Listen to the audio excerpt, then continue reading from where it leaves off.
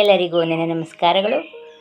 ಅಜ್ಜಿ ತಾತಂದರಿಗೆ, ಮಾತಾ ಭಗಿನಿಯರಿಗೆ, ಅಣ್ಣ ತಮ್ಮಂದಿರಿಗೆ, ಮುದ್ದು ಮಕ್ಕಳಿಗೆ ಗೀತಾ ಹೆಗಡೆ ಕಥಾಮಾಲಕ್ಕೆ ಸ್ವಾಗತ ಸುಸ್ವಾಗತ. ಇದುವರೆಗೆ ನನ್ನ ಎಲ್ಲ ಕಥೆಯನ್ನು ನೋಡಿಕೊಂಡು ಬಂದಿದ್ದೀರಿ.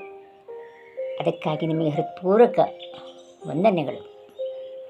ಇನ್ನು ಮುಂದೆಯೂ ಸಹ ಹೀಗೆ ನೋಡಿ ಬೆಂಬಲಿಸಿ ಪ್ರೋತ್ಸಾಹಿಸಿ ಅಂತ ನಿಮ್ಮಲ್ಲಿ ಕೇಳ್ಕೊಳ್ತೇನೆ. ನೋಡುವ ಮೊದಲು ಸಬ್ಸ್ಕ್ರೈಬ್ ಮಾಡೋದನ್ನು ಮಾತ್ರ ಮರಿಬೇಡಿ. ಈಗ ಇನ್ನು ಮುಂದೆ ಕೃಷ್ಣಾವತಾರದ ಕಥೆಗಳು ಪ್ರಾರಂಭ ಆಗ್ತಿವೆ. ಕೃಷ್ಣಾವತಾರ ಅಂದ್ರೇನು? ಅಂದರೆ ಅವತರಣ ಅಂದರೆ ಸಂಸ್ಕೃತದಲ್ಲಿ ಭಗವಂತ ಮೇಲಿಂದ ಕೆಳಕ್ಕೆ ಇಳಿದು ಬರುವುದು. ಇಲ್ಲಿ ಭಗವಂತ ಭೂಮಿ ಮೇಲೆ ಕೃಷ್ಣನಾಗಿ ಸುಮಾರು 106 ವರ್ಷಗಳ ಕಾಲ ಇದ್ದ.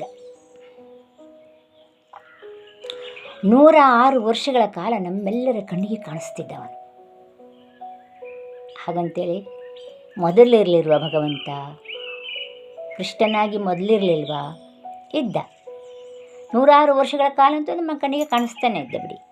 ಕೃಷ್ಣಾವಸಾನ ಆದ ಮೇಲೆ ಆಗಲೂ ಕೃಷ್ಣ ಇದ್ದ. ಆದರೆ ಭಗವಂತ ಜನಸಾಮಾನ್ಯರ ಕಣ್ಣಿಗೆ ಕಾಣಿಸ್ಲಿಲ್ಲ. ಕೇವಲ ಜ್ಞಾನಿಗಳಿಗೆ ಮಾತ್ರ ಕಾಣಿಸ್ತಿದ್ದ.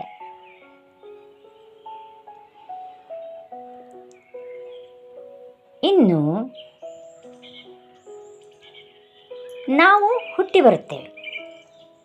ಭಗವಂತ ಅವನು ಸಹ ಹುಟ್ಟಿ ಬರ್ತಾನೆ. ಆದರೆ ನಮಗೆ ಹುಟ್ಟಿ ಬರ್ತೇವೆ ಅಂತ ಹೇಳ್ತಾರೆ, ಭಗವಂತಿಗೆ ಅವತಾರ ಮಾಡಿದ ಅಂತ ಹೇಳ್ತಾರೆ. ಯಾಕಿರ್ಬೋದು? ನಮ್ಮ ಹುಟ್ಟಿಗೂ ಭಗವಂತನ ಅವತಾರಕ್ಕೂ ಏನು ವ್ಯತ್ಯಾಸ ಇರ್ಬೋದು? ಇದೆ, ವ್ಯತ್ಯಾಸ ಉಂಟು. ನಾವು ಹುಟ್ಟಿ ಬರುತ್ತೇವೆ ಅಂದರೆ ನಾವು ಶರೀರವನ್ನು ಹೊಂದಿಕೊಂಡು ಬರ್ತೇವೆ, ಶರೀರವನ್ನು ತಗೊಂಡು ಬರ್ತೇವೆ. ಈ ಶರೀರ ಪಂಚಭೂತಗಳಿಂದ ಕೂಡಿದಂತಹ ಶರೀರ. ಪಂಚಭೂತಕ ಅಂದ್ರೇನು? ಮಣ್ಣು, ನೀರು, ಗಾಳಿ, ಬೆಂಕಿ, ಆಕಾಶ. ಇವು ಪಂಚಭೂತಗಳು. ಇವನ್ನೊಳಗೊಂಡು ನಮ್ಮ ಶರೀರ ಬರ್ತದೆ. ಇನ್ನು ನಮ್ಮ ಸಾವಾಯಿತು ಅಂದರೆ ನಾವು ಶರೀರವನ್ನು ಬಿಡುತ್ತೇವೆ, ಅಂದರೆ ಪಂಚಭೌತಿಕ ಶರೀರವನ್ನು ಬಿಟ್ಟುಬಿಡ್ತೇವೆ. ಇದು ಮನುಷ್ಯರ ಹುಟ್ಟು ಸಾವಿನ ಕಥೆ. ಆದರೆ ಭಗವಂತ ಹಾಗಲ್ಲ. ಹಾಗಾದರೆ ಹೇಗೆ? ಭಗವಂತನಿಗೆ ಒಂದು ವಿಶಿಷ್ಟ ರೀತಿ ಉಂಟು. ಭಗವಂತ ವೈಕುಂಠದಲ್ಲಿ ಹೇಗೆ ಇದ್ನೋ ಹಾಗೇನೇ ಭೂಮಿ ಮೇಲೆ ಇದ್ದ. ಹಾಗಾದರೆ ಭಗವಂತ ವೈಕುಂಠದಲ್ಲಿ ಹೇಗಿದ್ದ ಅಂದರೆ, ಭಗವಂತ ವೈಕುಂಠದಲ್ಲಿ ನಮ್ಮ ಹಾಗೆ ಪಂಚಭೌತಿಕವಾದಂಥ ಶರೀರನ ಒಳಗೊಂಡು ಇಲ್ಲ. ಯಾಕೆ ಇಲ್ಲ? ಯಾಕಂದರೆ ವೈಕುಂಠದಲ್ಲಿ ಪಂಚಭೂತಗಳೇ ಇಲ್ಲ. ಹಾಗಾದರೆ ಏನುಂಟು? ಬರೀ ಜ್ಞಾನಾನಂದಮಯವಾದಂತಹ ಲೋಕ ಅದು. ಭಗವಂತ ಭೂಮಿ ಮೇಲೆ ಕೃಷ್ಣನಾಗಿ ಕಂಡ. ಆದರೆ ನಮ್ಮ ಹಾಗೆ ಜಡ ಶರೀರವನ್ನು ಹೊಂದಿಕೊಂಡು ಬರಲಿಲ್ಲ ಅವನು. ಅವನ ಮೈಯಲ್ಲಿ, ಭಗವಂತನ ಮೈಯಲ್ಲಿ ಕೃಷ್ಣನಾಗಿ ಕಂಡಲ್ವಾ, ಆಗ ಅವನ ಮೈಯಲ್ಲಿ ರಕ್ತ, ಮೂಳೆ, ಮಾಂಸ ಏನೂ ಇರಲಿಲ್ಲ. ಹಾಗಾದರೆ ಭಗವಂತ 6 ಅಡಿ ದೇಹವನ್ನು ಇಟ್ಟುಕೊಂಡಿದ್ದಾನೆ ವೈಕುಂಠದಲ್ಲಿ. ಶೇಷನ ಮೇಲೆ ಮಲಗಿದಾನವನು. ಅಷ್ಟು ದೊಡ್ಡದವನು ನಮ್ಮ ಭೂಮಿ ಮೇಲೆ ಅಷ್ಟು ಪುಟ್ಟವನ ಹೇಗೆ ಕಂಡ ಅಂತ ನಮಗೆಲ್ಲ ಒಂದು ಕುತೂಹಲವಾದಂಥ ಪ್ರಶ್ನೆ ಬರ್ತದೆ. ಆದರೆ ಸತ್ಯ, ಅವನು ವೈಕುಂಠದಲ್ಲಿ ಯಾವ ರೂಪದಲ್ಲಿ ಇದ್ನೋ ಅದೇ ರೂಪದಲ್ಲಿ ಭಗವಂತ ಕಂಡ ಅಲ್ಲ, ಇದ್ದ. ಹುಟ್ಟಿದ, ಕೃಷ್ಣನಾಗಿ ಹುಟ್ಟಿದ, ದೊಡ್ಡವನಾದ, ಮದುವೆ ಆಯಿತು, ಎಲ್ಲವೂ ಸತ್ಯ. ಆದರೆ ಅವನು ಹಾಗೆಲ್ಲ ಇರಲೇ ಇಲ್ಲ, ದೊಡ್ಡವನಾಗಿಯೇ ಇದ್ದ. ಅವನು